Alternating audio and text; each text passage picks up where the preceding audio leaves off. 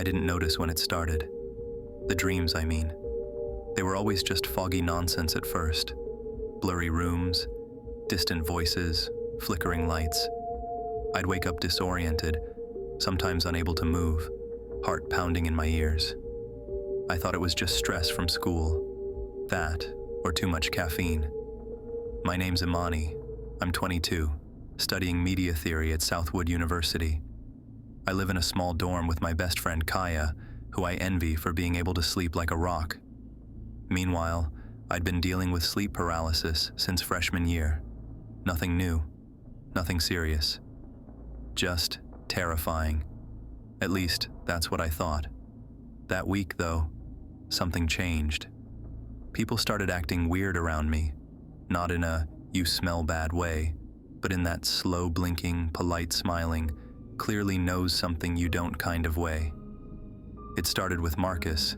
He's in my film studies seminar. I was walking out of class when he tapped my shoulder. "Hey, Imani," he said. Weird question. "Are you, like, filming your dreams or something?" I stared at him. "What?" "You know, that channel, with the sleep stuff? Everyone's been watching it." I frowned. "I don't have a channel."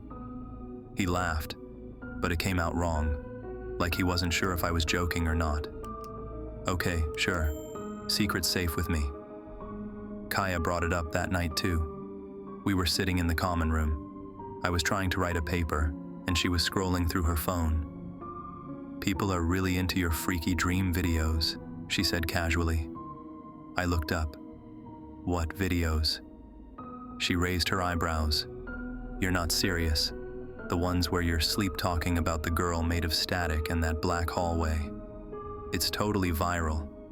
Some dude said it's like performance art. But creepy." I dropped my pen.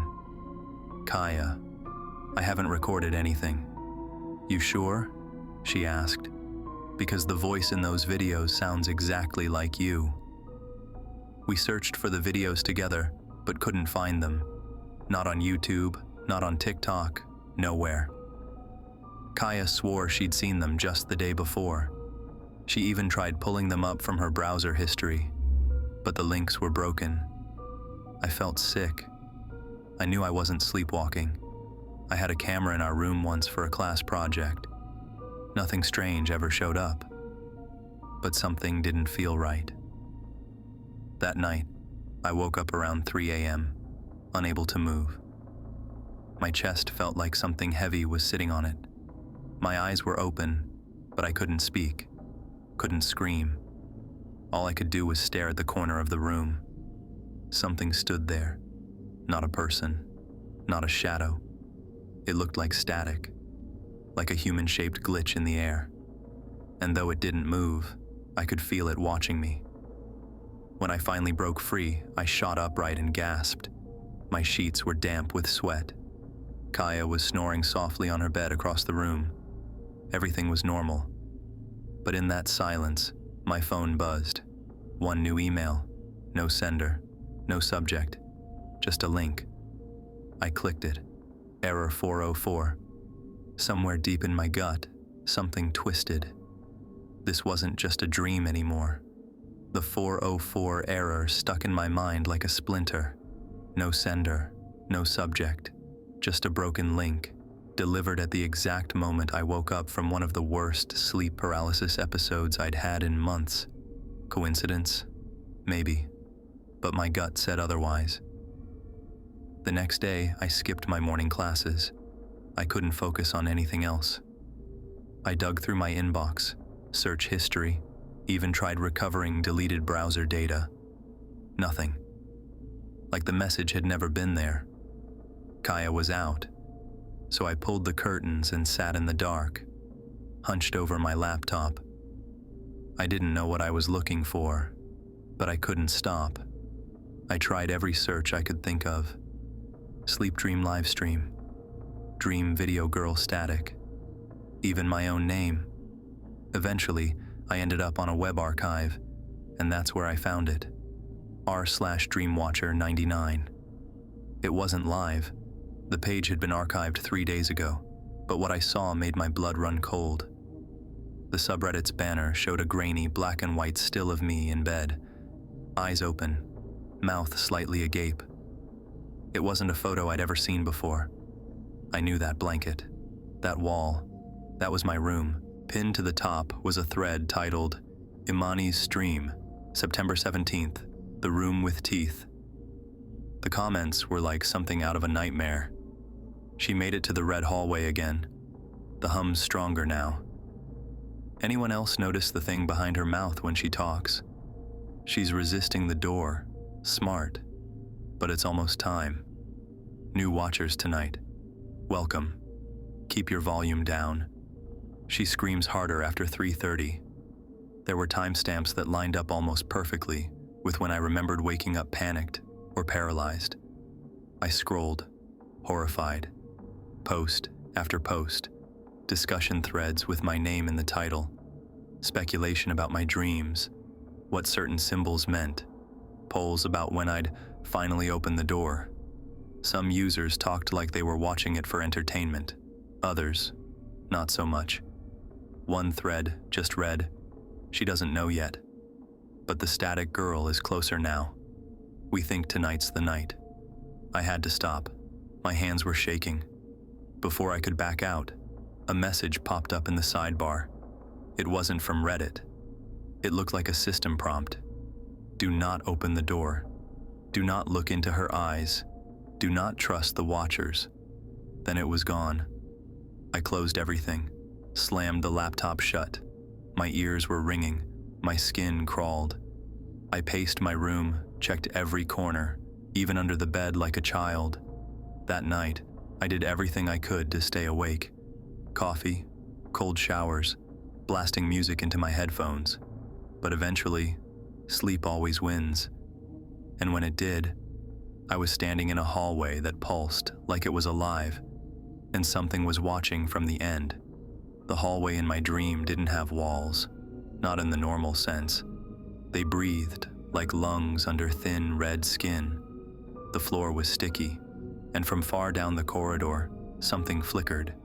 Not a light, more like a distortion, the way bad reception used to look on old TVs. I turned to run. I couldn't. My feet weren't stuck, but the air itself had weight. It pushed back. The humming grew louder, a low buzzing drone that made my teeth vibrate. That's when she appeared. The girl in the static. She didn't walk. She twitched toward me in bursts, like a corrupted file skipping frames. Her body kept changing, sometimes tall, sometimes childlike, sometimes both in the same second. Her face was just static, a human outline filled with snow. "You're not supposed to see me yet," she said. Her voice sounded like a dozen people whispering through a detuned radio. I tried to speak, but my mouth was full of cotton. She came closer. I couldn't move. "You're not awake." "Not really, but they are." Suddenly, I was back in my bed, but not alone. Something stood beside me. I couldn't see it, but I could feel it. Leaning close, breathing. And then I really woke up, gasping, cold sweat pouring off me. My sheets were twisted like I'd been fighting them. Kaya was gone, probably at class. I reached for my phone, my heart still pounding. 3 new messages. "Kaya, you okay? Someone posted a clip of your dream again. It's blowing up. Marcus, this can't be real. Did you see what the subreddit posted last night? Unknown number. She's almost here. Do not answer the knock." I dropped my phone. I checked my laptop. Reddit was down. My Wi-Fi was fine, but any attempt to access that subreddit gave me a black screen. Then the knock came. 3 soft raps on the dorm door. I didn't move. I just stared at it. Another knock. "Imani?" Kaya's voice. "You in there?" But something in her tone felt wrong. Too flat. Like someone reading her voice off a page. I stood, moved slowly to the door. "Say something only you would know," I said. Pause, then, "You always hum when you write essays. You think you don't, but you do." I froze. That was true. I opened the door. Kaya blinked at me, startled. "Geez, finally, What's going on with you? I didn't answer. I just stared at her. She looked real, normal, but something still felt off. You're shaking, she said, stepping inside. I think you need to see this. She opened her phone, pulled up a video. It was me, in bed, from last night's dream. The static girl approached me frame by frame, and right before I woke up, she leaned down and whispered something into my ear. The video had no sound, but the caption read, 3:33 a.m., she marked her, and the top comment was, it's almost time. I didn't go to class, didn't answer calls. I shut everything down, my laptop, my phone, even the smart plug for our overhead light. It didn't matter. The sense of being watched was no longer a feeling. It was a fact. I pulled out a roll of duct tape and covered every lens in the room. Laptop webcam, phone camera, even the tiny one in the corner smoke detector. I unplugged the router. I deleted every social account I had.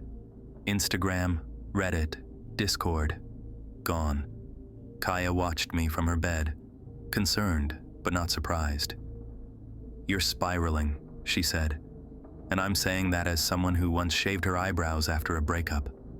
I saw her, I whispered, not just in a dream. She was here, in the room.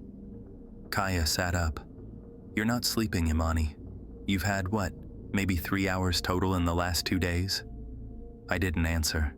Instead, I opened my notes app and began typing out everything I remembered. The dreams, the subreddit, the knock, the static girl. I needed some record, something that made it feel real, because it was real. That's when I noticed something new. In the metadata of my phone's video folder, some files I didn't recognize. They weren't visible in my gallery, just lines of gibberish file names. One caught my eye. Imani Dream, 3:33 a.m., hidden stream. I tried opening it. No luck. I downloaded a hex viewer and scanned the file. Right in the middle of the code, repeated over and over, she will open. And one line buried near the end, Imani.txt:, assigned comma stream priority : front page. Front page of what? That night, I went to the campus tech lab. It was empty, the kind of sterile place that felt safe because it was too boring to haunt. I accessed a VPN, dug deep into mirrors and archived scripts. Most of the pages were dead ends. But then, at 2:11 a.m., a window popped open. Black screen, one line of white text. At 3:33 a.m., the door will appear again. This time, she has to choose. No buttons, no cursor, just the message. Then it closed itself. The lab lights flickered, once, then twice. I ran back to the dorm. Kaya was asleep. I curled up in my bed, wide awake, heart pounding. I lasted until 3:27, and then I blinked, and the door was there. It wasn't a normal door. It was floating slightly above the ground, made of metal that looked wet. There was no knob, just a pulsing outline where one should be. I could hear whispering behind it, familiar voices, my mom, my brother, Kaya, then her voice, the static girl. It's time, she said, and I reached for it. The moment my fingers touched the metal, a cold surged through me like static crawling under my skin. I didn't twist a knob, there wasn't one, but the door reacted. It dissolved into mist, and the mist pulled me in. I didn't fall. I shifted, like reality rotated 90 degrees and forgot to bring gravity with it. On the other side, there was no floor, no sky, just a space, a vast chamber of floating television screens. They blinked in and out, showing thousands of images, all grainy, flickering, distorted by VHS noise. Faces, rooms, streets, bedrooms, people sleeping, and all of them were labeled with usernames. I saw mine, imani.live/priority feed. Below it, viewers, 18,942. I wanted to scream, but no sound came. My body felt muted, like I was dreaming through glass. I reached toward the screen showing me asleep in my dorm bed, Kaya across the room. Then I saw something else. Something that shouldn't have been there. A shape standing in the corner just behind my desk, watching. A whisper filled the void. "You opened it. That means we can speak now." The static girl materialized beside me. Her form was clearer now, almost solid. Her hair moved like tangled wires. Her eyes flickered with unreadable code. "You were chosen because you're aware," she said. "That's rare. They don't usually remember." "Who are you?" I croaked. She looked at me, or through me. "I was the first." I stared at her. "The first dreamer?" She nodded. "The first to open the door. I let them through. I thought they wanted to help, but they only want to watch. They never stop watching." The screens around us began to flicker faster. I saw other dreamers, people thrashing in their beds, screaming in silent agony. "They mark you," she said, "and once they mark you, your sleep belongs to them." I shook my head. "I don't want this. I didn't ask for any of this." Her form glitched. "That doesn't matter. You're content now. The audience decides when it ends." One screen zoomed in. It showed Kaya. She was sitting at my desk reading my notes. Behind her, the shadow moved. "Stop," I screamed. "Leave her alone." The static girl didn't move. "Then you'll need to offer them something better. Something they haven't seen." She placed her hand on my chest. Cold surged through me again. "You've seen the inside now. You're not just a dreamer. You're a conduit, a portal. If you fall asleep again, they'll pour through you." I tried to back away, but the mist gripped me. "Then what do I do?" She stared into me. "Stay awake, or make a different choice." "What choice?" She didn't answer. I woke up on the floor. My head throbbed. My nose was bleeding. On my phone, a new message flashed across the lock screen. "Unknown. Next stream begins tonight. Prime slot. Don't disappoint us." And Kaya was gone. I tore the room apart looking for Kaya. Her backpack was still here. Her keys were on the hook, but her phone was missing, and so was she. I called out her name until my throat went raw. I even checked under the bed. Nothing. She couldn't have just left. Not without telling me. Not without a trace. Unless they had taken her. The thought chilled me. Not just because it felt insane, but because it made sense. I opened my laptop again. Against every instinct screaming inside me, I reconnected to the internet. And there it was. A mirror site for the subreddit. Dreamwatcher99.onion. Live and active. My name was at the top of the page. Tonight, stream number 144. The Conduit returns. Viewers, 24,802. The comments were worse than ever. "We saw her take Kaya. New threshold unlocked. This one's fighting back. Excellent. Hope she opens the basement room tonight. No one's seen that since subject number 7. They were treating me like a reality show character. An ARG. A walking narrative to dissect and devour. My dream was no longer a dream. It was scheduled programming. I dug deeper into the back end of the site. My media theory training finally came in handy. I found an embedded tracker. It wasn't pulling from my phone. It was pinging my IP directly. They didn't need my camera. They had something else.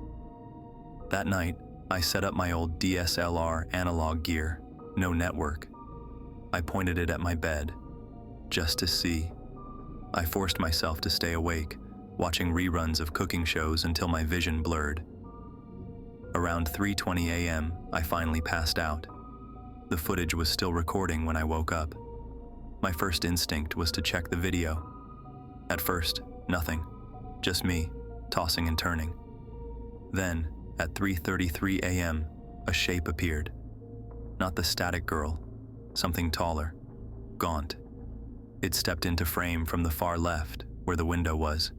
Its limbs were too long. Its head twitched side to side. It leaned over my sleeping body, and then it turned, facing the camera directly, as if it knew. The frame glitched, just for a second. But in that second, a message appeared. "Wake up." I slammed the laptop shut. I didn't remember the dream this time, but I felt drained, like something had siphoned a part of me out. On the floor where the figure had stood, I found a smear. Not blood, not dirt. Static. A black and white fuzz like melted tape, burnt into the wood. And a paper, folded neatly. On it, a list of names. Dozens. Hundreds.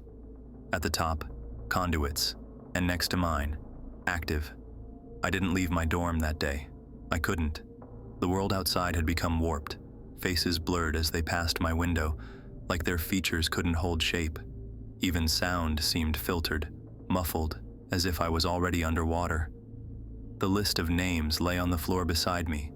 Imani, active. The others, some marked dormant, some terminated. One was circled in red. Kaya B, archived. Archived. I didn't cry. I couldn't afford to. I had one chance left. One night.